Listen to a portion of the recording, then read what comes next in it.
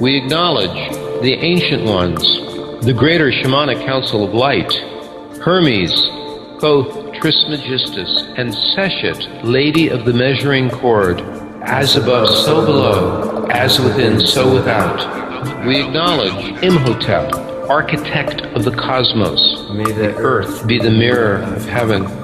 We acknowledge the sacred order of the Magi, and all throughout history who knew, like now, a turning of the ages. We acknowledge the master builders of Göbekli Tepe and the great shining ones at Kalash, the courage and knowledge of the Polynesian wayfinders traversing the great oceans. We acknowledge the prophetic traditions of Ezekiel and Daniel, the traditions of Avalon, the Merlin, and the Round Table, the calendric wizardry of the Maya, and the Venus teachings from Mesoamerica, the Jupiter teachings originating in China, and the Vedic lunar mansion traditions, the Babylonian and Sumerian sidereal zodiacs, the brilliant Hellenistic invention of the seasonal zodiac. The Neolithic peoples around the planet, some still today, honoring the sacred connection between the land and the sky. The Tuatha De Danann in Ireland, who created a time of 2,000 years of peace, the builders of Newgrange. My teachers that are not in human form, Mount Shasta, the Grandfather Rock at the Wonderland of Rocks in Joshua Tree, Mount Haleakala on Maui, the Fish Lake Valley, Hierophany, and the sacred landscapes around the planet, the astrosophy of Rudolf Steiner, and the esoteric astrology of DK in the Tibetan, both presaging the shamanic astrology paradigm, and particularly the archetypal visions of C.G. Jung and the cosmology of my mentor, Dane Rudhyar. For these and more, we give thanks. Hello, everyone. This is Daniel Gemario, the co-founder of the Shamanic Astrology Mystery School, and this is my monthly vlogcast. And here today, I'm with the new managing director of the Shamanic Astrology Mystery School, Awen. And I like to call him Awen Skywatcher. And he's going to help me out today in our exploration. The name of today's exploration is Deciphering the Jupiter Saturn Great Mutation, and asking the question, is this the divine conjunction? And as we go through this, we'll be exploring these different issues. This is actually kind of a part 2 to what was done a few months ago with the vlogcast that was called The Age of Aquarius. What? Again? So this is a part 2 to that. Now, I consider it to be actually quite synchronistic, appropriate, amazing, that we're choosing to do this very close to the exact full moon. Here where I am sitting outside of Metro Manila. It's already January 29th. Most of you listening, it'll be January 28th. And that's the full moon we have of the Leo Aquarius full moon. And it's so particularly amazing. In fact, maybe you can bring that chart up, Awen. All right. Today's chart? Yeah.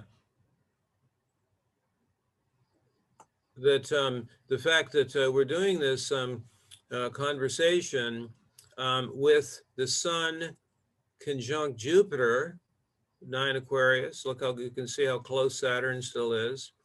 And the fact that the moon then is in that resonant polarity, full moon with the Aquarian configuration. And we can compare this situation today with what the chart of the Great Mutation itself was back in December. So this is just basically just slightly more than a month later now.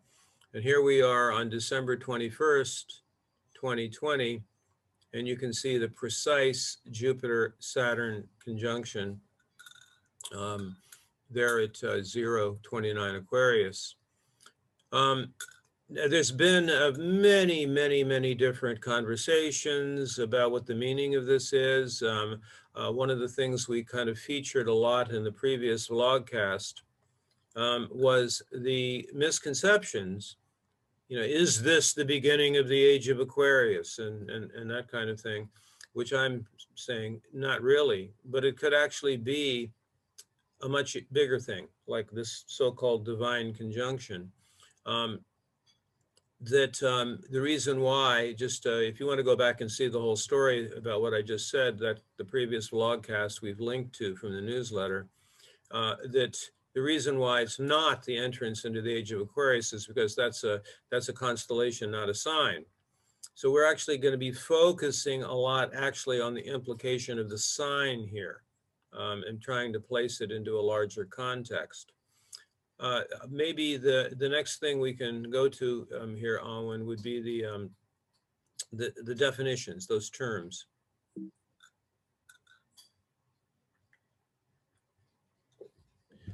One of the things to understand about this Jupiter-Saturn conjunction is that before there was an awareness of Uranus, Neptune, and Pluto, the primary thing, except for those people who knew about the greater age, the great age, the 26,000-year cycle, the way that the ancients tracked larger cycles was the repeated cycles of the Jupiter-Saturn conjunction.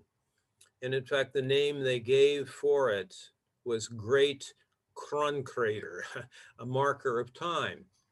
And that was used for greater world global cycles, but it was also used a lot in the human lifespan. So the great importance of the age 59 to 60 time period, where there's a Jupiter return and a Saturn return that happens at the same time. So that was applied to human lifespan, but also to larger world ages.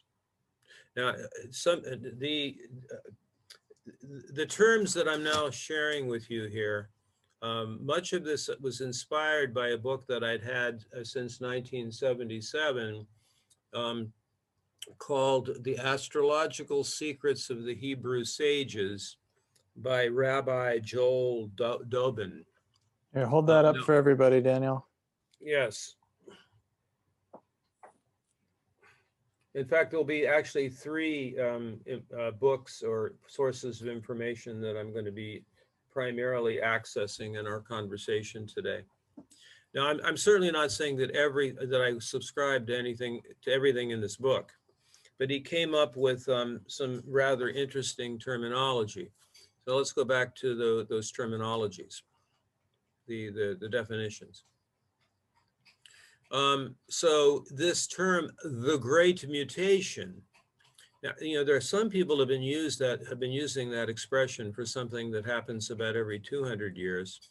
But the proper use of this name, Great Mutation, is that after 60 Saturn-Jupiter conjunctions, actually the exact, to say 800 years is, kind of keep it simple, but it's actually 794.4, 60 Jupiter-Saturn conjunctions over time will bring it back to its starting point, or very close to its starting point. So it's kind of like the synodic cycle of the whole Jupiter-Saturn process.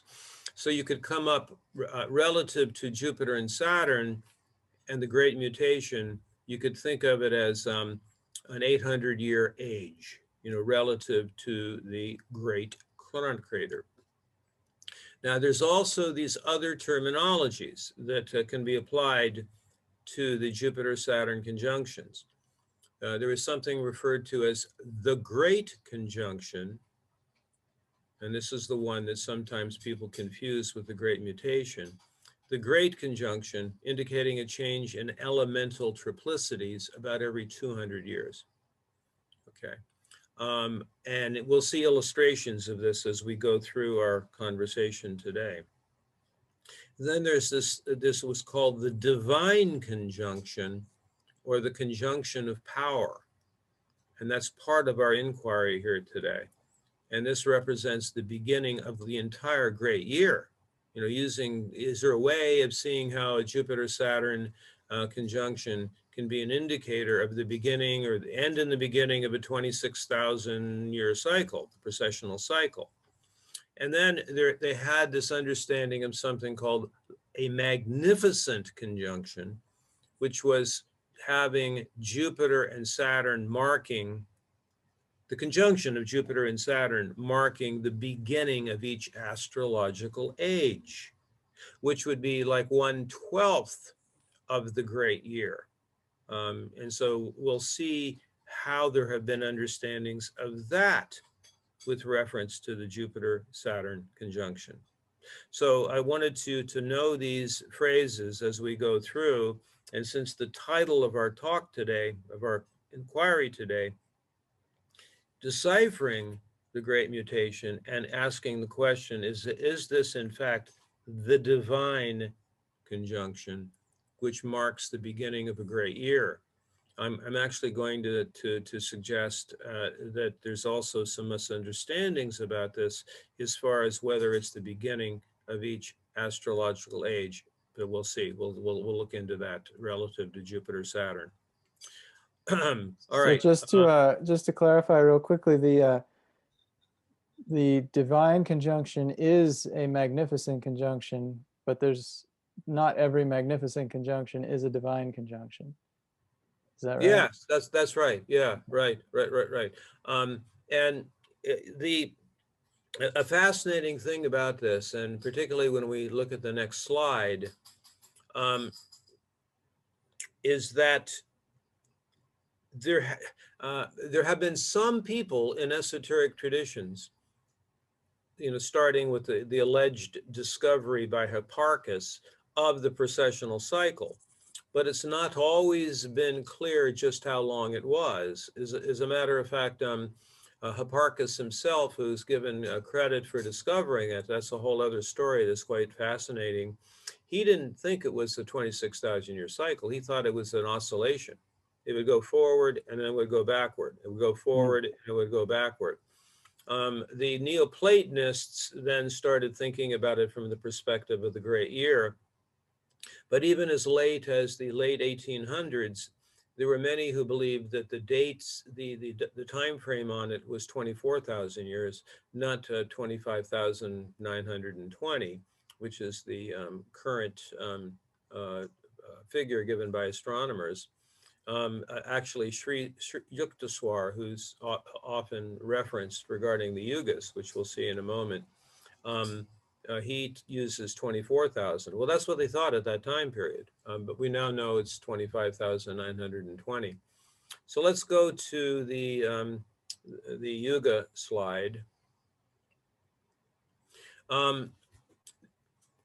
This has gone into some depth in some previous workshops and talks. I use some more recent research on the Yugas that was put out, I think in 2012, 2013. We'll make a we'll have that included as one of the resources for this vlogcast that shows how the different yugas correspond with the precessional cycle. And there's a way they line up. But the bottom line, the reason I'm bringing this up right now is because we have to somehow place the Great Mutation within a larger context, because we can now do that, although for long periods of time, the ancients could only see the larger context of the Jupiter-Saturn cycle.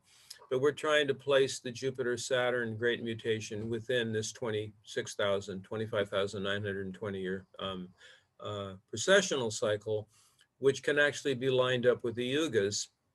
And one of the things that has become clear is that we are at the point where the Kali Yuga is bottoming out. You know, so this is the time period in the Yuga cycles of the greatest devolution, actually, of what is taking place. You can see the dates. Thank you for pointing that out there. Yeah, where we would have the beginning of the descending Kali Yuga, 3,676 BC, and then the ascending Kali Yuga, 676 BC, and then the end of that is 2025 coming up, and then there's a 300-year transitional period, and then it goes into the Bronze Age after that, the ascending next Yuga. It's beyond the scope of our inquiry right now. We went into it in more depth in some previous workshops, but it's to be able to see how these larger cycles can interact with each other. So our inquiry now is that how does the Jupiter Saturn Great Mutation fit into this, if at all? So that's our question right now. So the bigger story matters, okay, you know, and that goes into factors. Is it the age of Aquarius? Is it a divine conjunction? It is simply a magnificent conjunction, and what does that mean? So maybe the next thing, Awen, is let's go to that Kelly Phipps larger, this mapping. So the second main source for this material is an absolutely remarkable research. As far as I know, it's not a book, but you can get it from his website. Kelly Phipps put out in 2011 an amazing bit of research called the Elemental Wave Chronicles, the Jupiter Saturn cycle.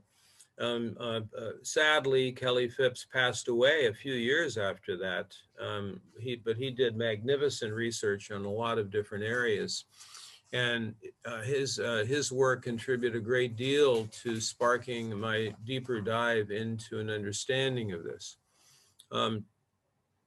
Now, as the general tradition had been and has been, both from Kepler, who talked about the Great Mutation a lot, and even Christianity up until the 1600s talked a great deal about and Hebrew sages and Christianity about the Great Mutation of Jupiter and Saturn.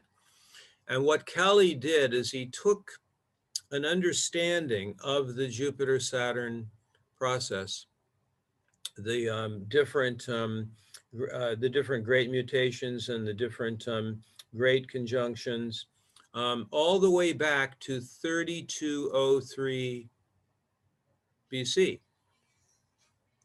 Now he started it with fire, and that, as I said, that's the Christian tradition was like wanting to do that also, and he notices that around that time period, 3000 BC, many world calendars started around that time period. The spring equinox or the March equinox calendar started around that time period. The Mayan long count started around that time period.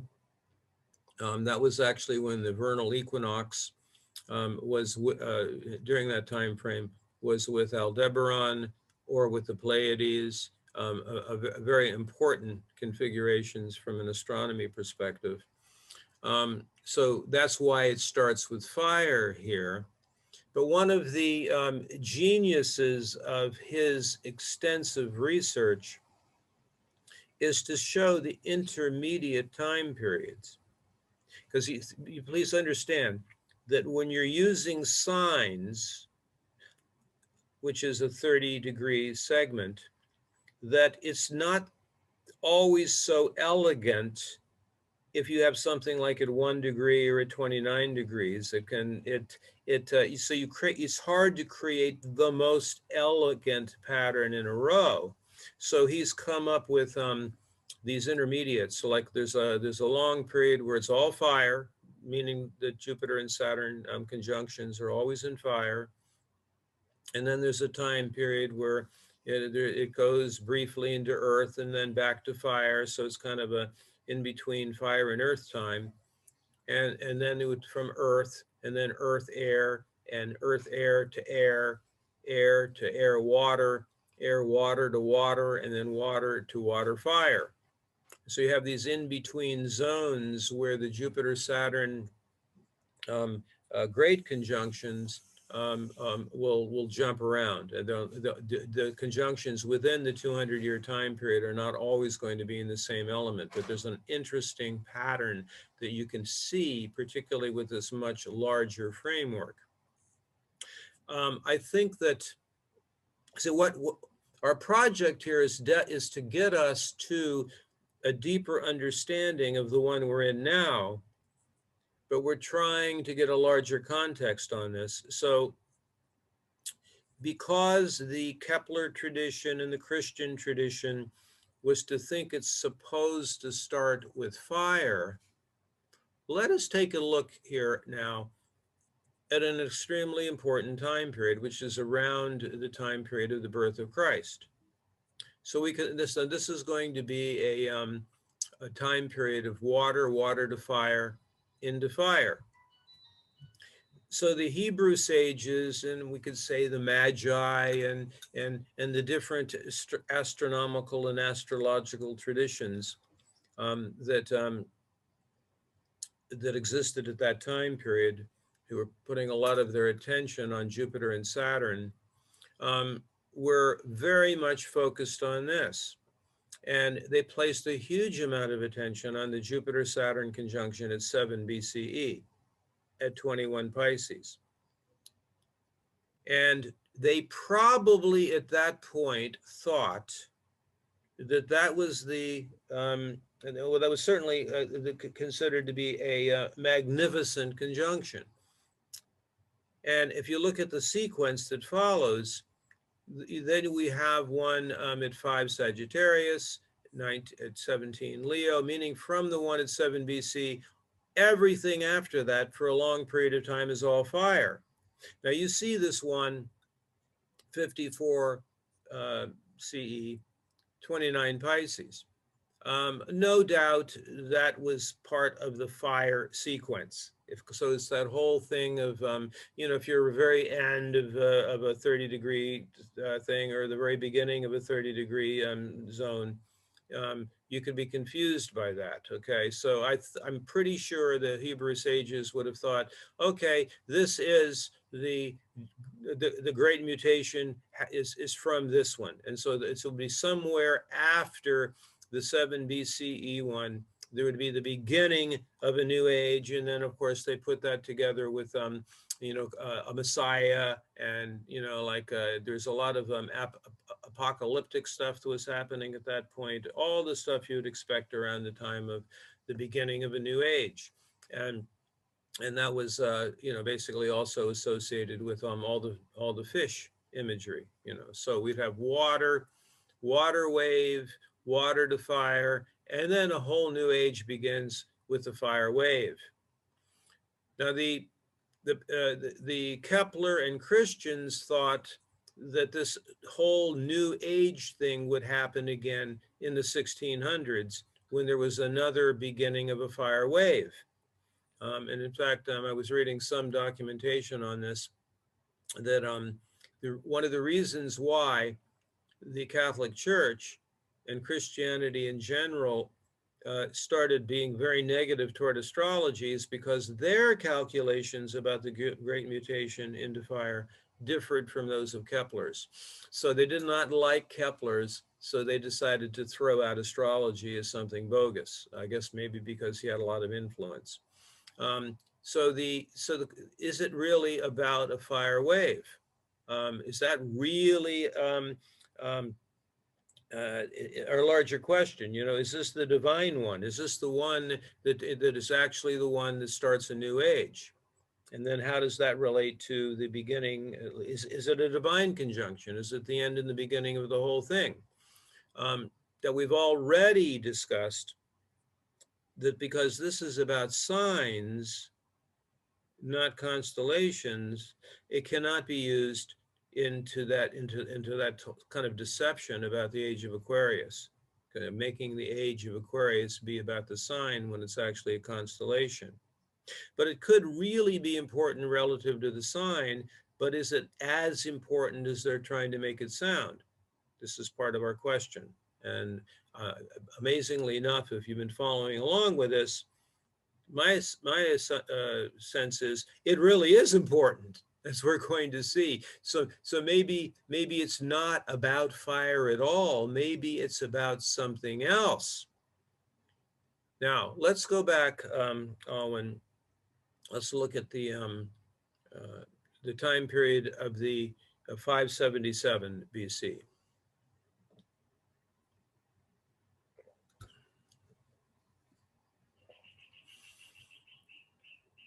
So here we have earth wave going into earth air, going into air. And if you look at the 582 point to the 563 point,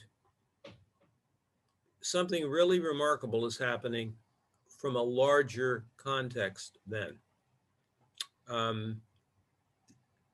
What was happening, and you go ahead and maybe put the chart up for that. Now, this may not be the absolute precise closest date, but this is certainly close enough to illustrate what we're bringing out here. One of the rarest of all the planetary combinations is Saturn, Uranus, Neptune together. Not Saturn, sorry, Pluto, Uranus, Neptune together. But you'll see here Saturn does have an involvement here if you see opposite Saturn. Dane, Rudhyar, and other astrologers placed a tremendous importance to this time period. And there is not another combo of Pluto, Uranus, and Neptune until I think 2700. It says it doesn't happen very often at all. Maybe if you take this in, see here we have something really rare. It's not happened since then, and won't happen again for another 600 years. I think that's accurate, 2700, somewhere in there. So bring up that other slide of the luminary people, right? Okay, amazing historical people from an earlier Earth to air, and the Uranus, Neptune, Pluto stellium. Look at all of them: Pythagoras, Lao Tzu, Heraclitus, Zarathustra, Zoroaster, Herodotus, who is the the beginning of modern historian approach. All right. Socrates to Plato to Aristotle, Chuangzi in China, one of the great Taoist initiators, and the Buddha, all happening in this time period. And it wasn't too long after that we had, in fact,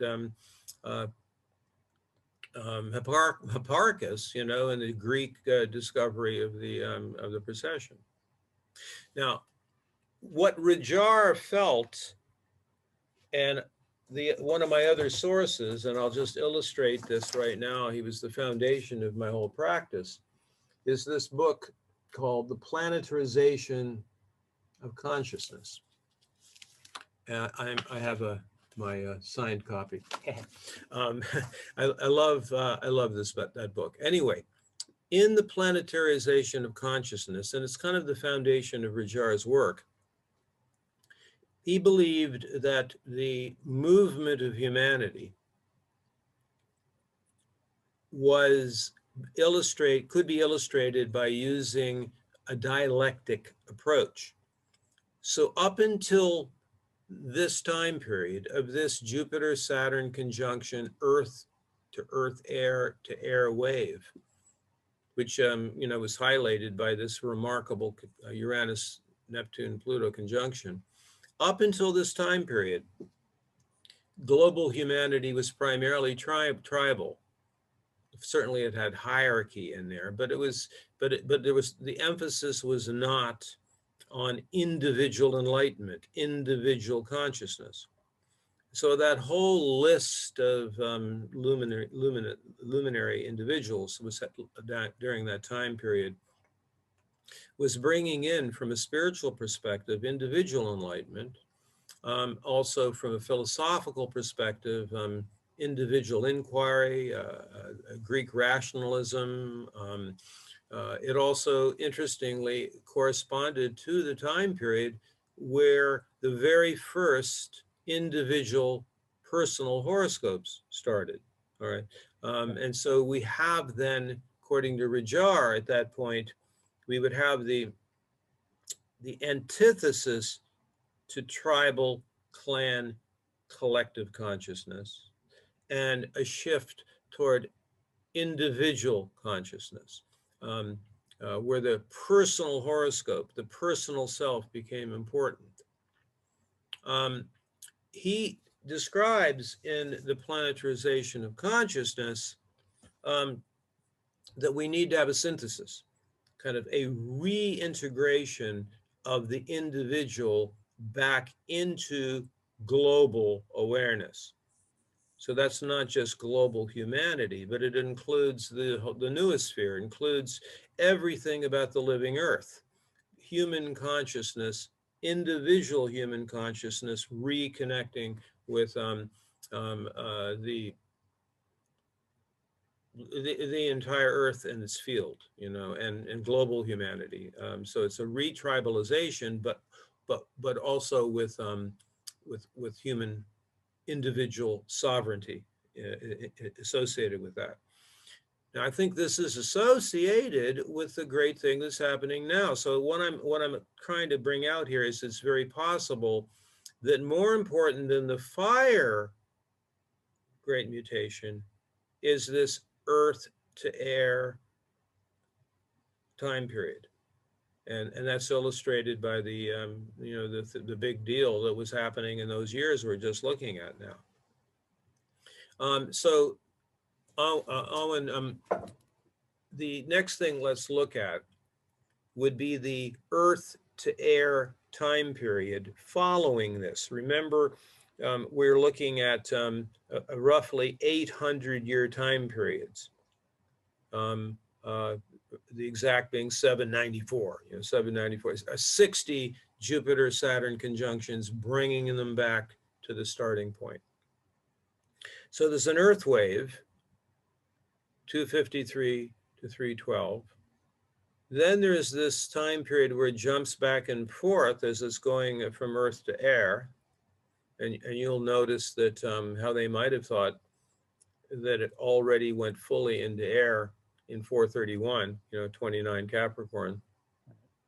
And then you have a whole string, and there's always at least 6 of them, sometimes as many as 8 in any of the 200-year time periods, when the Jupiter-Saturn conjunction is in the same sign. And so here we have the Earth wave, and you know, it's kind of mixed together with Earth air, and then the air wave.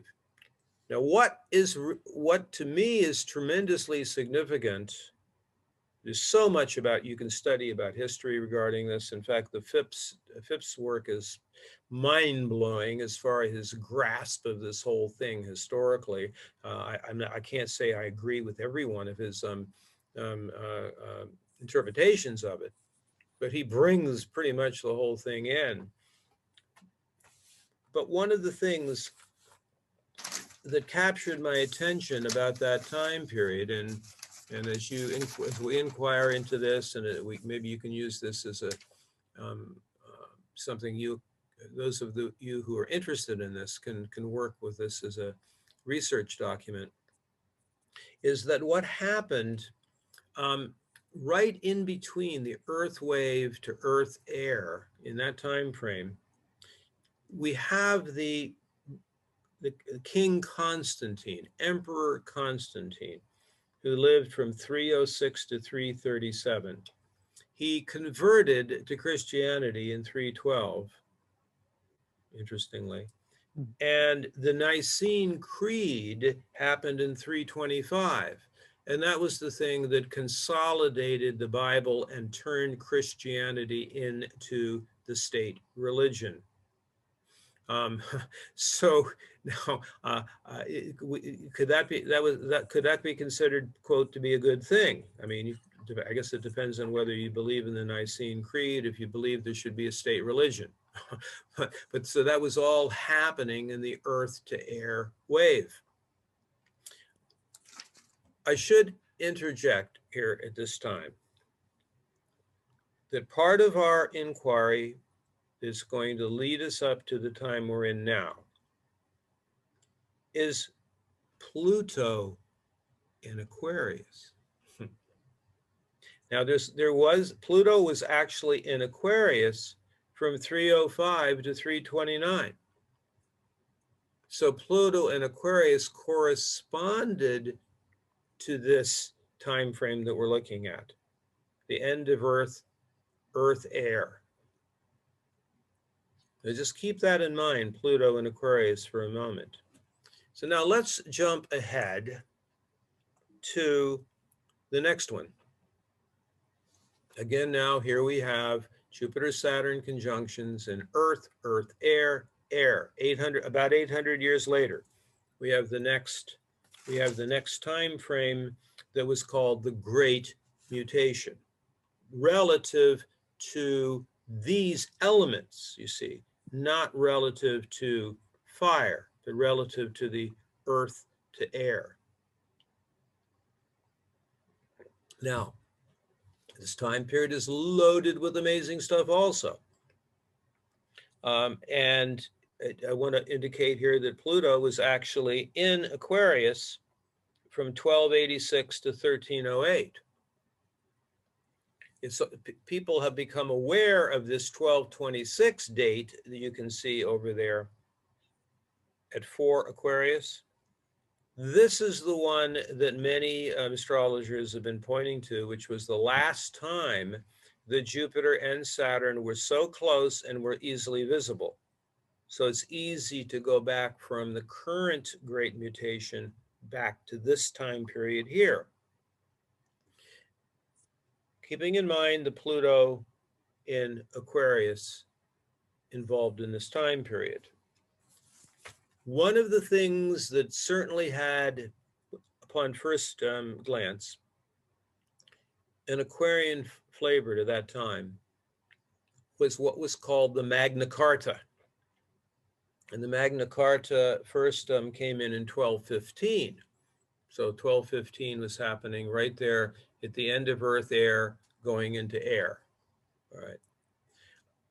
This has been idealized, you know, as the revolt against the privilege of the royals. You know, it's kind of a revolt against the crown. However, although it has been idealized, and it did influence things like the American Revolution and so on, it actually had very little to do with common people. It had little to do with these, you know, with the serfs or the proletariat or whatever word you want to use for it. It was actually an attempt of the nobles to be equal to the crown, to give the other levels of privilege equal rights to the crown, although that some of the principles in it have been used for other reasons. It's fascinating that it was in 1297, within the Pluto time period in Aquarius, that the crown took back the power and essentially nullified most of the stuff in the Magna Carta. So it's kind of like, all right, there was these idealistic Aquarian egalitarian things that came through, but then Pluto and Aquarius, and you've got the shadow of what can happen with top-down control, or, you know, like the elites still running things, or the consolidation of power. The downside of collectivism is the way I could put it. All right. Now, that's what happened with the Nicene Creed and the establishment of a state religion. By the time of the abolition of the rights of man through the nullification of most of the stuff in the Magna Carta, we have the royalty, you know, once again reestablishing their power. So before we move on to the current time period, just get a sense of how this works, because seeing the larger picture on it is not so easy. I've noticed that many of the writers that have talked about the Jupiter-Saturn conjunction, they just make these lists of the previous times that Jupiter and Saturn were conjunct in Aquarius. Well, that's interesting, but that does not connect in to the actual Great Mutation itself, where you basically see the sequence of how this works. About you would have the waves shifting from one element to the next. You have the in-between zone, and then you can see how many times, like if you look at that Earth wave 6 over here, from 1047 to 1166, that's like 7 Earths in a row. And they might even have thought that, well, see what happened is that in 1206, there's another Earth. That's why you have that in-between Earth-air. And then it goes into air. And we see there are only 4 here at this point. That's probably because there was a lot of overlap, the beginning or the end of the sign. So let's just take that in as far as how this is operating. And what I'm bringing forth here is that maybe the more important for humanity Great Mutation is earth to air rather than water to fire. It's just a thought.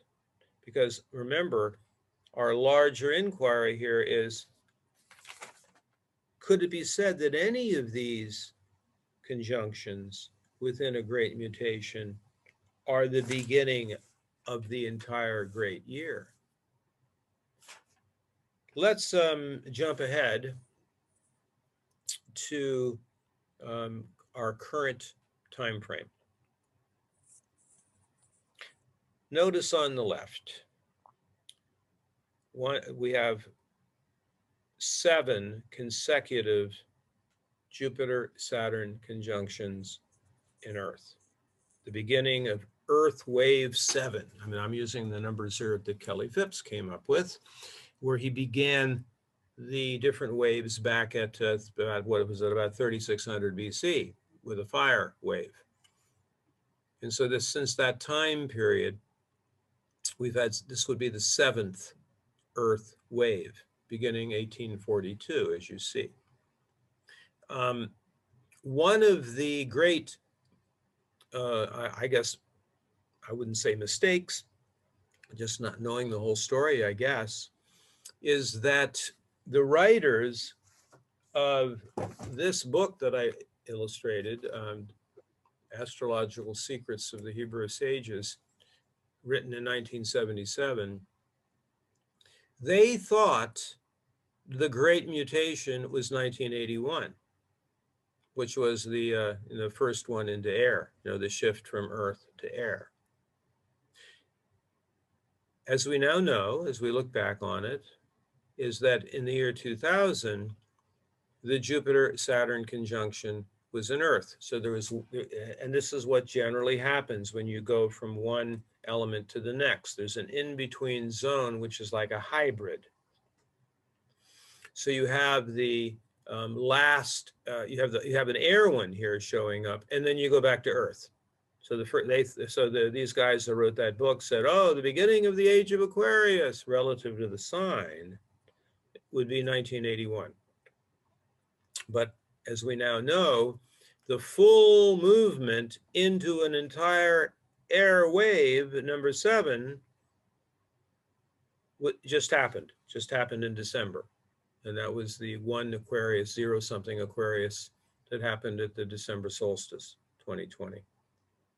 And now we have, coming up in front of us is 7 air Jupiter-Saturn conjunctions before it shifts into the next element. And it's always moving through the elements in the order of the signs. So you go from earth to air, air to water, water to fire, fire to to earth, earth to earth to air. It just keeps moving forward like that. Maybe, okay, just breathe, see that. This is, you know, it takes a while to actually become comfortable with how this is operating. And I will be including, we will be including as part of the of this vlogcast, the resources, you know, so you can actually, if you want to get for yourself the Kelly Phipps document, you can get it off his posthumous website. And it's really worth looking at historically. Maybe next, let's look at the Pluto into Aquarius part.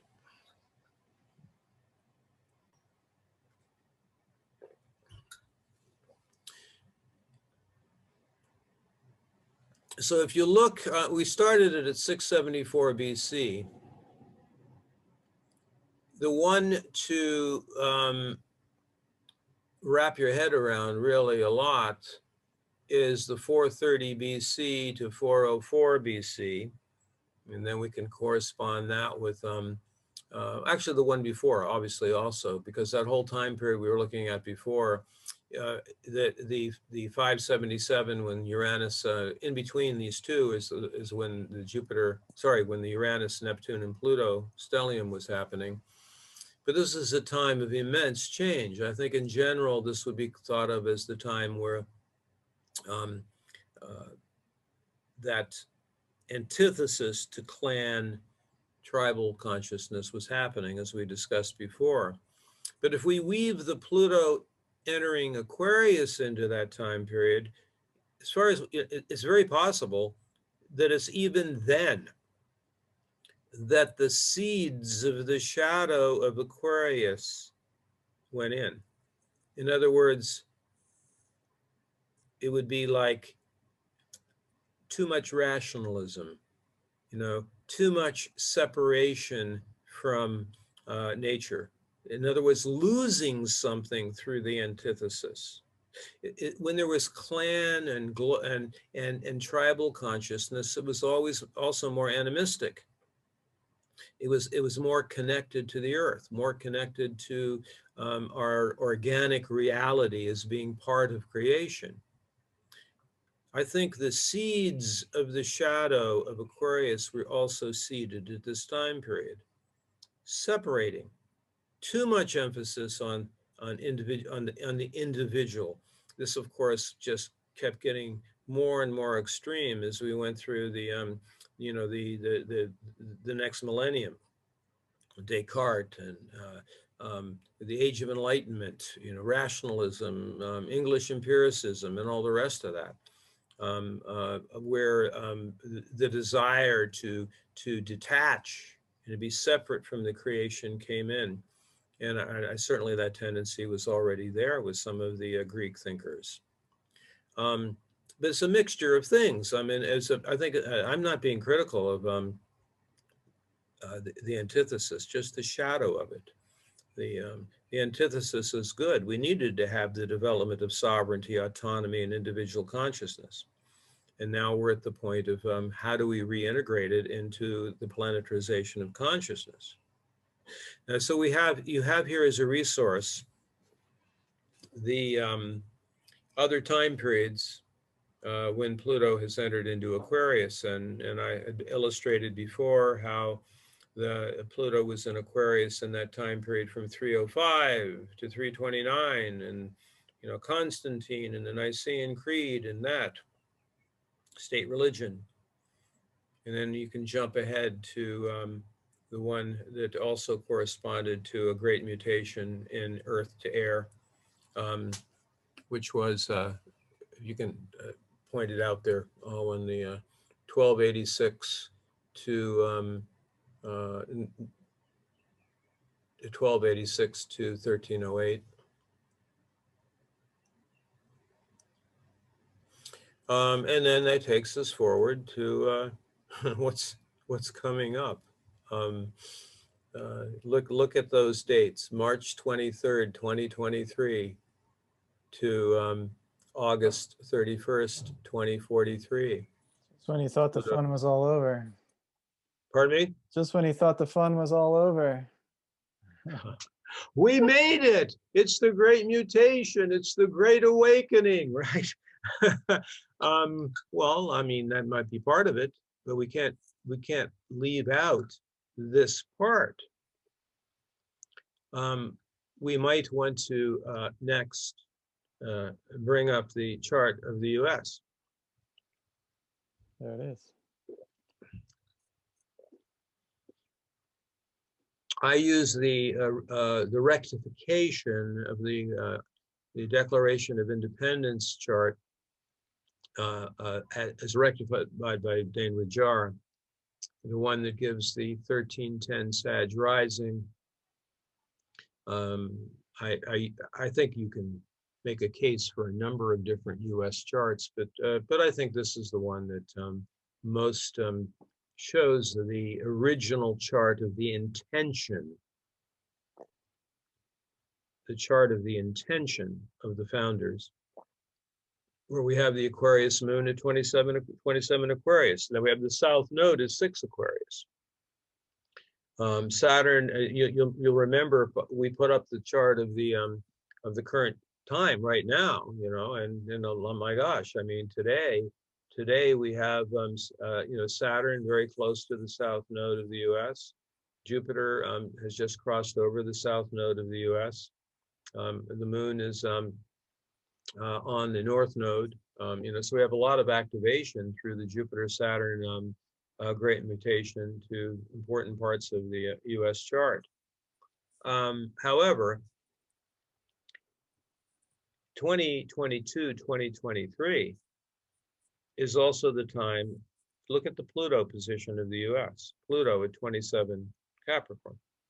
So we actually have the Pluto return of a country at the 248th, 249th, 250th time period. It's a general range, but 2020.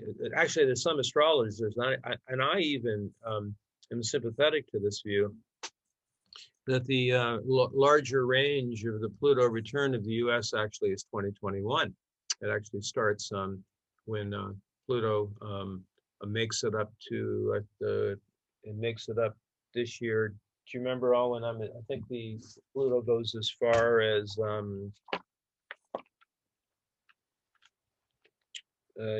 this year in 2021. It actually goes all the way up to 2648. So that's why some astrologers, including, and as I said, I'm quite sympathetic to this view. Transiting Pluto comes within less than a degree of the natal Pluto position. So I think we do have to take seriously Plutonian realities. While just a reminder to everyone here that the shamanic astrology approach is a 3 worlds approach. So we like to look at the celestial version of it, of what's happening. The universe is unfolding as it should, all is well. On some levels, in some ways, there is a great awakening. And actually, from the perspective of who we really are, it kind of doesn't matter what happens here. I mean, the self is empty anyway. Then the middle world is looking honestly, realistically at what is taking place, even a willingness to see things we don't want to see. And then the third approach is the underworld approach.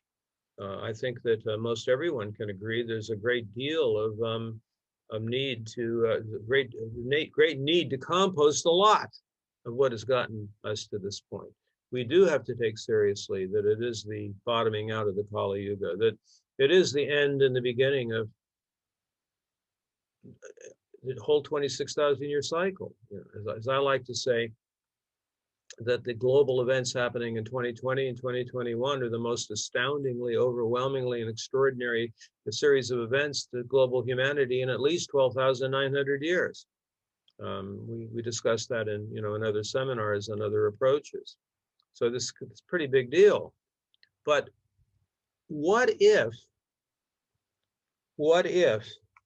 this great mutation, Earth to air, highlighted by the Jupiter Saturn conjunction in Aquarius, is in fact the divine conjunction, and that we would have the divine conjunction happening right at the point where the Kali Yuga is bottoming out, right at the time period of the Pluto return of the US. I think it's a question worth asking. And right in the window of the turning of the ages, of course. Indeed, yes. So it's like that's why we've investigated how the Yuga cycles, as we now understand them, correspond with the precessional cycle, when the golden ages were and when the Kali Yugas were, and so Where on. does the Yuga material come from? Where is its source in Indian history? We'll include that also as a resource. It comes from a guy in India who is researching this, that presented a very long, well-researched paper that showed up on Graham Hancock's website. And it showed up in other places. There were articles about it in Nexus magazine and in other places. It's a little different than some of the other more popular understandings of it, that I forget his name right now. I'm sorry you asked me that. But it will be in the resources. He perceives the four different yugas as being the same length, with a 300-year time period in between, and he has a lot of documentation to demonstrate why that's the case. And it fits so elegantly into how we understand the precessional cycle. The fact that he would say in his research that the Kali Yuga is bottoming out and beginning to start ascending again in 2025 corresponds so brilliantly with the contention of the Shamanic Astrology Mystery School that the great turning, the end and the beginning of the entire precessional cycle, is in the zone from 1962 until 2032. So we're right in the middle of the great turning. And so I guess what I'm proposing, among all the remarkable things happening from 1962 to 2034, is that it could very well be, if we're taking seriously the Great Mutations from the Great Crun Crater, from this way of looking at visible planets to perceive where we are in greater world cycles, it could very well be that this is in fact the divine conjunction, also called the conjunction of power. That it's the end and the beginning of the whole thing, and to actually say, oh, it's the beginning of the age of Aquarius, is thinking too small. It's like, is a month more important than the great year? No, I don't think so. And besides, it's the constellation anyway. Now this brings up something I'm going to just throw out as an inspiration or for further research. It's certainly one that I'm going to be looking into over the years. If the 60 Jupiter Saturn conjunctions, creating one synodic cycle of their connection, bringing them back to the starting point, that's based on the signs.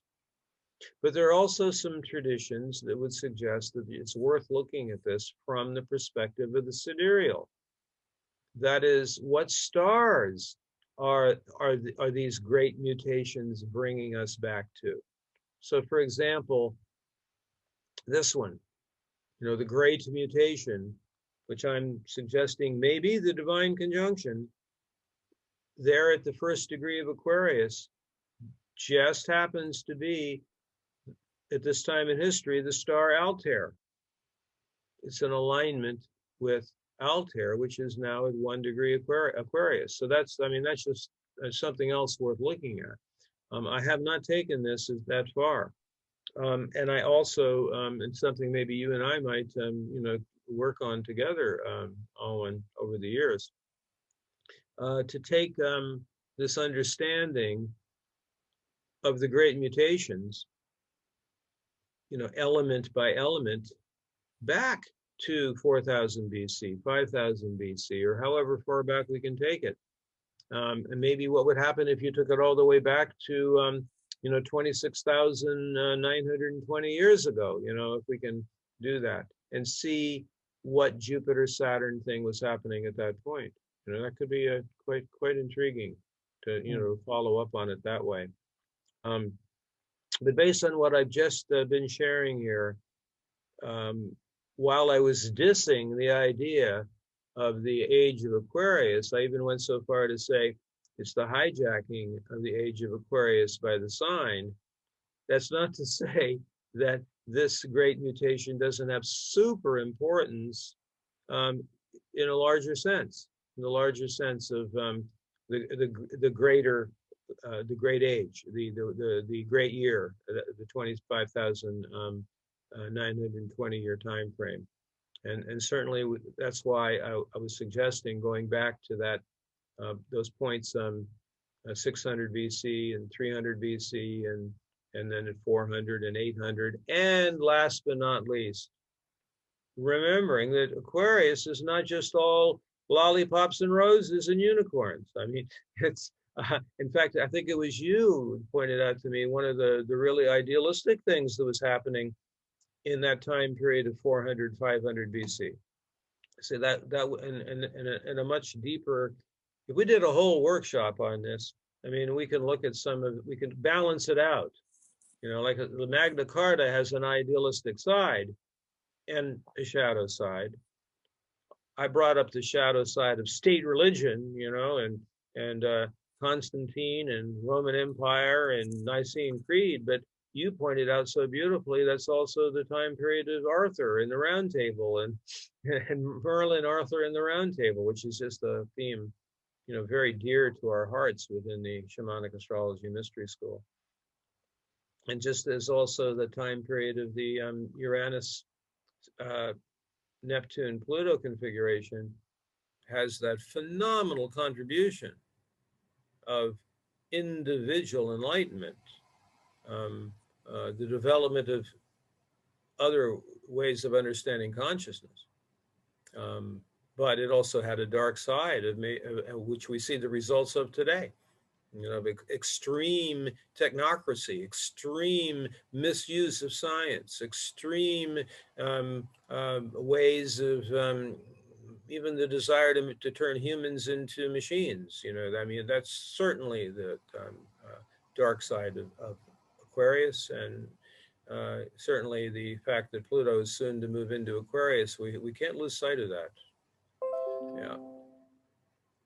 So I think we're approaching the end of our inquiry here today. Do you have any insights and intuition that's coming forth, or that you would like? Well, I love that we're inquiring here, not suggesting that this is any kind of special miraculous event that just occurred or that is still in the process of occurring. But I think you've pretty successfully pointed out that even if it's not the most amazing or remarkable point, it's pretty darn remarkable, no matter how you cut it.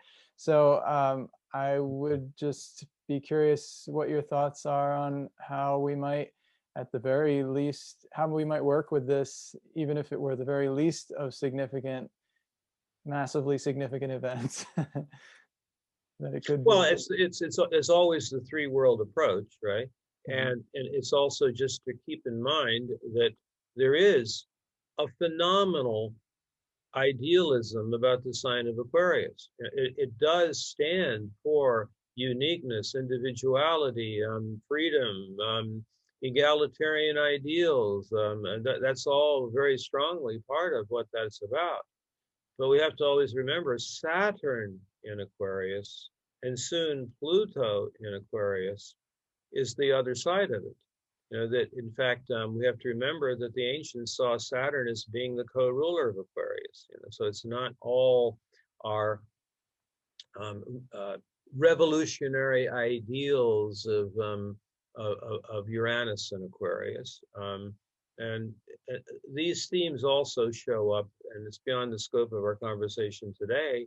In 2021, it's that triple square of Uranus and Saturn. So you have Saturn in Aquarius and Uranus in Taurus. So it's just to stay awake and remember all these three world approach. And that because of the location of this within the greater context of the turning of the ages, the great year, and where we are in the Kali Yuga cycles, to realize that what's happening is not just some ordinary thing. It is truly extraordinary. Just how extraordinary, we'll find out. I mean, it could be anything from, oh, wow, a whole new world, a tremendous great awakening, the expression of every ideal that the Aquarian revolutionaries always had, to the sixth mass extinction and the composting of everything. It's like all of it, it's all on the table. Right. It's almost like a New Year celebration. You can celebrate this New Year's coming and hope for good tidings, and set your intentions for great things, and they may or may not come to fruition, but yeah, this is the time to set those intentions, right? Well, we're definitely, set the intentions, be co-creating with great mystery. Certainly one of the factors that's quite hopeful is how many people realize that, how do we say, we're breaking the God spell, we're coming into a place where we know we are making a contribution to great mystery. We're not at the effect of some overlord or some hierarchy or some state, whether it's a king or the state. We're free beings. More and more people are awakening to that. And we can visualize the kind of world we want, but it should be out of freedom. If somebody wants to be part computer, they should have the right to do that. If a person wants to take vaccines, but more, go ahead, but don't force me to. So we really need to have that kind of freedom available, and not to collapse ourselves into fake unity or the kind of a collective statism, or the belief in a savior or some great king who's going to save us, right? So that's where I see the Great Awakening. But we can't be light polarized about it. Being realistic, looking at it with honesty, bringing out the truth of what is actually happening is an exercise in awareness. If you're afraid to look at that, then you're just splitting off. So that's hopefully that is exploring your question. Yeah, for sure. And I love that Aquarius is a self-interest sign, so it kind of reminds us that it's requires a little bit of that self-discipline and personal input in order to, it's not just to stand around and let others make the decisions for you kind of sign. Otherwise it becomes the tyranny of the majority. Right. Which is it is part of the shadow side of Aquarius anyways, that one. The belief blindly in democracy, it can be a problem. I have this great quote that I ran into, which might be a good way for us to close our conversation, so I can find it here. Great quote from Mark Twain. Nice. If ever you find yourself on the side of the majority, it's time to rethink your position.